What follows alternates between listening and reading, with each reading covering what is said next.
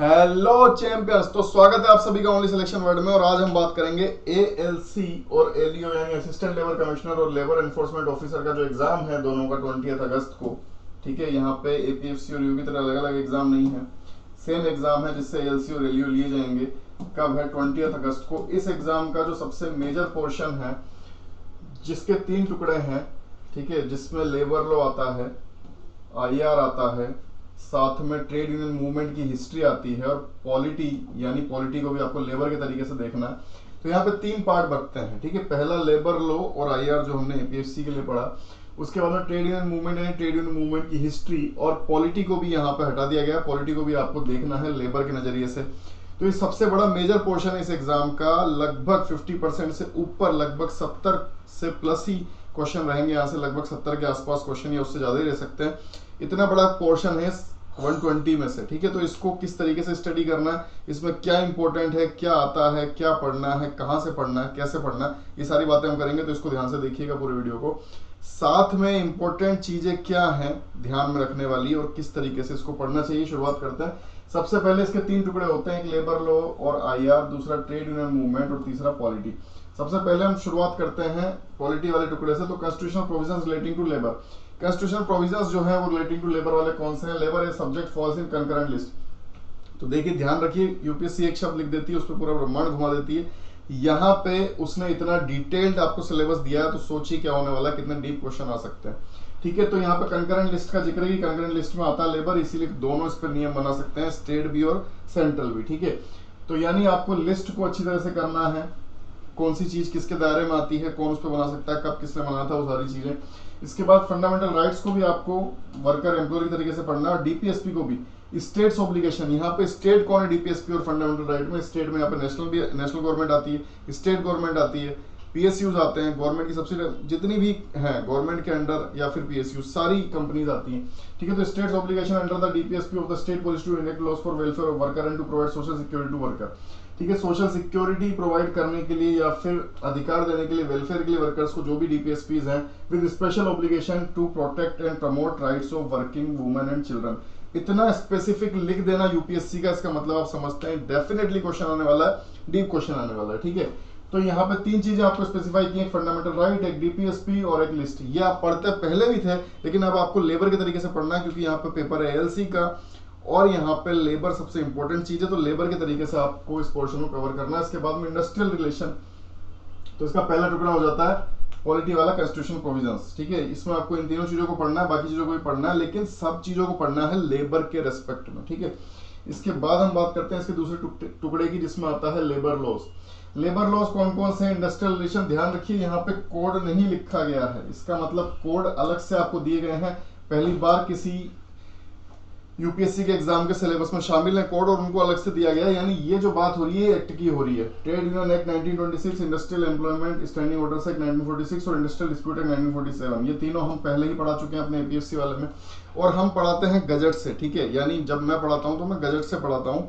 तो गजट से पढ़ने का क्या फायदा होता है? उससे बाहर कुछ नहीं आ सकता। ठीक है, जैसे आप कोई पीडीएफ, कोई चूरन आपको कोई और दे देगा और कहेगा इसमें से क्वेश्चन आ जाएगा, लेकिन वो गजट नहीं है। अगर वहां से कुछ छूटा, ठीक है, तो फिर आपके पास कोई रास्ता नहीं है। इसलिए जो पढ़ना है ऑथेंटिक सोर्स से पढ़ना है। सबसे ऑथेंटिक, सबसे डिटेल जो सोर्स है वो गजट। भले मेरी बुराई भी हुई इस चीज के लिए कि मैं पीडीएफ नहीं देता है, कुछ शॉर्टकट नहीं बताता, लेकिन शॉर्टकट से ध्यान रखिए, ये एग्जाम नहीं होने वाला है। एपीएफसी और ईओ में आप हालात देख चुके हैं, डीप क्वेश्चन, गजट से भी डीप क्वेश्चन, जो analytical thinking, regional rational thinking के हिसाब से कि आपको किस तरीके से डील करना है, उस तरीके से आपको पढ़ना है। ना सिर्फ पढ़ना है बल्कि उसको समझना भी है। ठीक है, उसका प्रैक्टिकल अप्रोच भी देखना है। तो वो सारी चीजें आपको ध्यान रखिए, एएलसी में और ज्यादा करना है। यहाँ पे सेक्शन भी आ सकते हैं, एपीएफसी में सेक्शन नहीं आने थे, नहीं आए, शेड्यूल आ सकते थे, शेड्यूल आए, लेकिन यहाँ पे सेक्शन भी आ सकते हैं। ठीक है, तो यहाँ पे आपको सेक्शंस भी पढ़ने हैं। जिस तरीके से मैं पढ़ाता हूँ, जिस डिटेल में, आपको उस डिटेल में पढ़ने की जरूरत है। पीडीएफ से चुराने से नहीं होगा, आपका हाजमा, पेट, सेहत सब कुछ खराब हो सकता है। ध्यान रखिए, चूरणों के चक्कर में नहीं पढ़ना, पूरा गजट से पढ़ना है। ठीक है,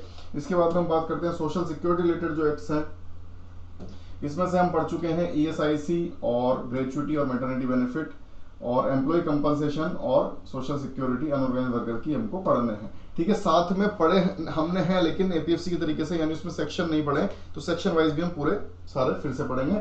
बाकी जो नहीं पढ़े उनको तो पूरा पढ़ना ही है। लेबर वेलफेयर की बात करें, फैक्ट्रीज एक्ट हम पढ़ चुके हैं, कॉन्ट्रैक्ट लेबर हम पढ़ चुके हैं, इंटरस्टेड माइग्रेंट वर्कमैन हमको पढ़ना है।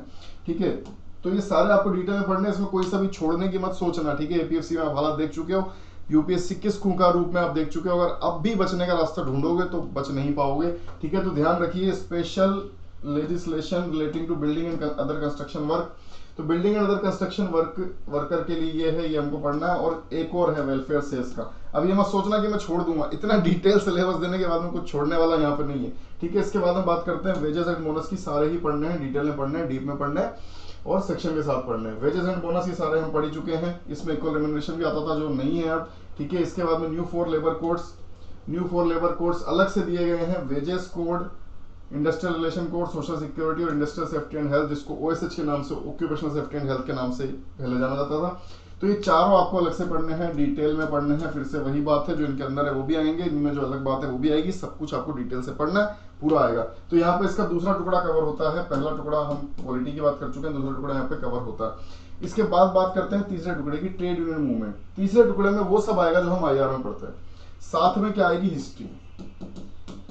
आईआर का मतलब क्या, इंडस्ट्रियल रिलेशन, जिसमें कलेक्टिव बार्गेनिंग आती है। ठीक है, डिस्प्यूट सेटलमेंट आता है।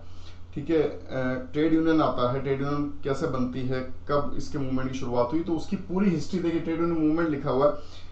तो ना सिर्फ ट्रेड यूनियन कैसे बनती है, उसकी क्या तरीके होते हैं, क्या टाइप होते हैं, वो उतना ही नहीं, लेबर वेलफेयर और कलेक्टिव बार्गेनिंग उतना ही नहीं, उसके अलावा आपको ये कि ये कैसे बना, शुरुआत कहाँ से हुई, क्या दिक्कत आई लोगों को, जिसके तहत उन्होंने बनाया, किसने बनाया, कैसे बनाया, पहला किसने बनाया, दूसरा किसने बनाया, क्रम पूछ लिया था एपीएफसी में। तो ये एएलसी कहाँ तक जा सकती है आप सोच सकते हैं। और इसके अलावा दो ही सब्जेक्ट बचते हैं, जनरल मेंटल एबिलिटी और करंट अफेयर्स, जिनमें से 40 क्वेश्चन आप मान लीजिए, तो 70 से 80 क्वेश्चन जिस पोर्शन से संभावना है उसको आपको कितना डीप में पढ़ना है, कितने तरीके से पढ़ना है, क्योंकि वही आपको एलसी बना देगा, एलयू बना देगा या फिर नहीं बनने देगा, दोनों काम कर सकता है। ठीक है, तो ट्रेड यूनियन मूवमेंट की पूरी हिस्ट्री पढ़नी है।